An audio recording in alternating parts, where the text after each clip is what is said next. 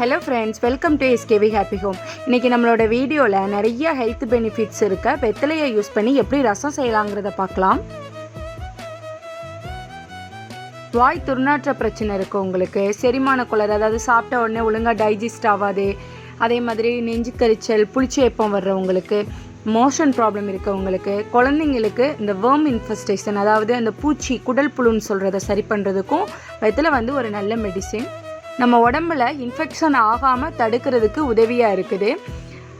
Gold, try cuff இருக்கவங்க, sinus problem இருக்கவங்க, chest congestion, அதாவது ஆஸ்துமா ப்ராப்ளம் இருக்கவங்களுக்கெல்லாம் இந்த வெத்தலை ஒரு பெஸ்ட்டு மெடிசின் சொல்லலாம். வெத்தலை ரசம் செய்கிறதுக்கு தேவையான பொருட்கள் பார்க்கலாம். நான் 2 வெத்தலை எடுத்திருக்கேன். 1/2 டேபிள் ஸ்பூன் அளவுக்கு மிளகு, 1/2 டேபிள் ஸ்பூன் அளவுக்கு ஜீரகம், ஒரு 1/2 தக்காளி போதும், 6லேருந்து 7 பூண்டு எடுத்திருக்கேன். இப்போ இது எல்லாத்தையுமே சேர்த்து நல்லா அரைச்சி எடுத்துக்கலாம். நம்ம அரைச்சி வச்ச பேஸ்ட் கூட 1/4 ஸ்பூன் அளவுக்கு பெருங்காய பொடி, 1/2 ஸ்பூன் அளவுக்கு மஞ்சள் பொடி சேர்த்துக்கலாம். லெமன் சைஸுக்கு புளி எடுத்துட்டு அதையும் நம்ம கரைச்சிட்டு ஃபில்டர் பண்ணிவிட்டு இது கூட சேர்த்துடலாம். தேவையான அளவு தண்ணி சேர்த்துட்டு எல்லாத்தையும் நல்லா மிக்ஸ் பண்ணி விட்டுக்கலாம்.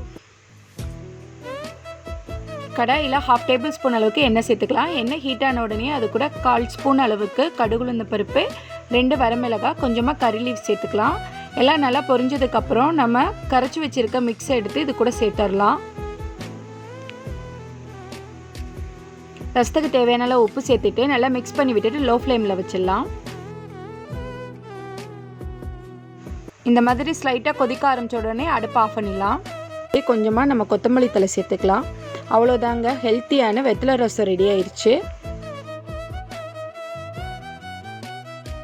சளி தொந்தரவு இருக்கவங்க, காஃப் அதிகமாக இருக்கவங்க, ட்ரை காஃப் மாதிரி இருக்கவங்க, த்ரோட் பெயின், குழந்தைங்களுக்கு மோஷன் பிரச்சனை இருக்குது, ஒழுங்காக சாப்பிட மாட்டுறாங்க, செரிமான பிரச்சனை இருக்குது, இது எல்லாத்துக்குமே நீங்கள் சாப்பாடு கூட சூடாக இதை போட்டு சாப்பிட்றப்போ எல்லா பிரச்சனையுமே சரியாயிடும். காஃப் இருக்கவங்க, த்ரோட் பெயின், சைனஸ் ப்ராப்ளம் இருக்கவங்க இதை சூடாகவே சூப் மாதிரி எடுத்துக்கலாம். நீங்களும் இந்த ரெசிபியை உங்கள் வீட்டில் ட்ரை பண்ணி பாருங்கள். வீடியோ பிடிச்சிருந்ததுன்னா லைக் பண்ணுங்கள், ஷேர் பண்ணுங்கள், மறக்காமல் சேனலை சப்ஸ்கிரைப் பண்ணுங்கள்.